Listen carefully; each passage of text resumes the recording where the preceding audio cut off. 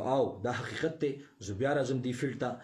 تاسو د یوټیوب سحر میډیا ته السلام علیکم ورحمت الله وبرکاتو.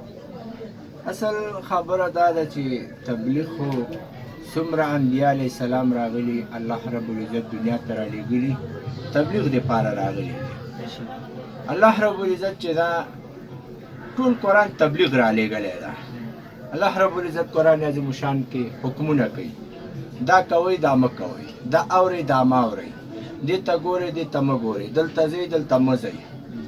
دا ټولې خبرې الله په قرآن عظیم شان کې ذکر کړي دي، چونکې دا د متعلق یوه خبره ده. که دا د دې فیلډ نه د کوم فیلډ چې دا یادوي چې زه خو دې نه دې ته لاړم دې نه دې ته لاړم، ده باندې الله د پیغمبر تبلیغ ته کوم نقصان نه رسېږي. ولې دا د هر امتي ذمه داري ده. خلک نیکۍ ته راوبلي، خلک بدۍ نه منې کړي. او دا چې ده که ده چېرته دا کار وکړو، د دې وجې چا ته الله هدایت وکړو، نو دا د دپاره ګټه ده. او که ده تبلیغ ونه کړ، دنیا کارونو کې مصروف شو، یا دا کم کار چې دا اوس وایي چې زه بیا شروع کوم، حالانکې دا خو ده ته په تبلیغ کې پته لګېدلې چې څومره نقصاني کار ده او د دې ګټه حرامه ده. دا چې کومه ګټه په دې کې ښیي. او ضمن کې دا یو خبره بله په دې ویډیو کې ده وکړله چې یاره زما د بچیانو پوښتنه چا ونه کړه، زه چې کله تبلیغي شوم دا چا ونه کړ. حالانکې تبلیغ د چا دپاره نه کول دي، تبلیغ به کوې د الله دپاره به یې کوې.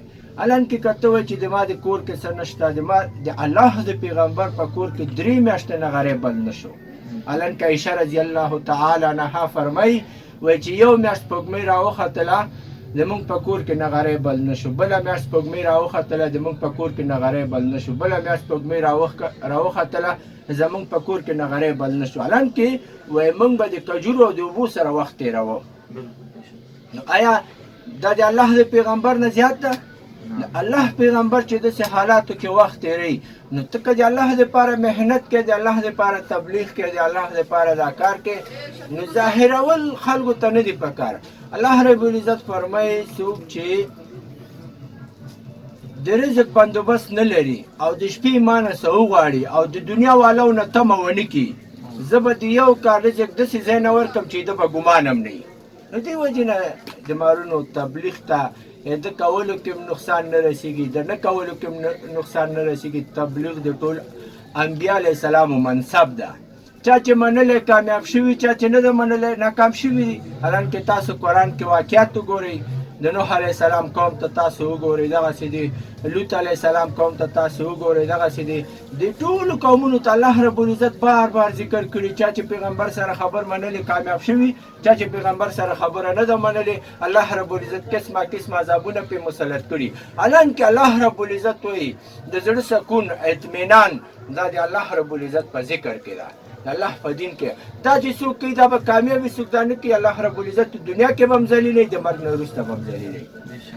او شاسوار یو بله خبره کوي چې که چېرته وایي زه بېرته لاړم شم نو همغه خپل فیلډ ته هغه هنرمندۍ ته، نو وایي زه به هغه زمونږ پښتنې خویندې هغه سرتوري چې دي هغوی ته هم زه واز او نصیحت کوم، وایي د تبلیغ محنت به زه هلته هم چلوم.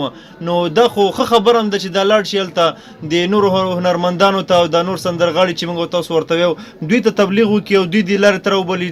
تاسو څه ګمان کوئ چې هغوی به آیا دې لارې ته بېرته راشي که نه؟ امارونو دا خبره داسې نه ده. تبلیغ چې دا تبلیغ خپله جامه لري، خپل ترتیب لري، دین خپل ترتیب. دا نه ده چې ته به د دې سندرو د لارې نه خلکو ته دعوت ورکړې. الله دا حرام کړي دي. الله وایي چې دا څوک اوري هغه غوږونه به په ورځ قیامت د سکې به ویلې کېږي او د په غوږونو کې به اورېدل کېږي. نو دې لارې ته څنګه خلکو ته الله چې یو شی حرام ګرځولی ده، نو د هغې وجې نه ته څنګه په هغې کې تبلیغ کوي؟ نو دې وجې نه تبلیغ د ښځو ته به ښځې کوي، تبلیغ ښځو ته ښځې کوي.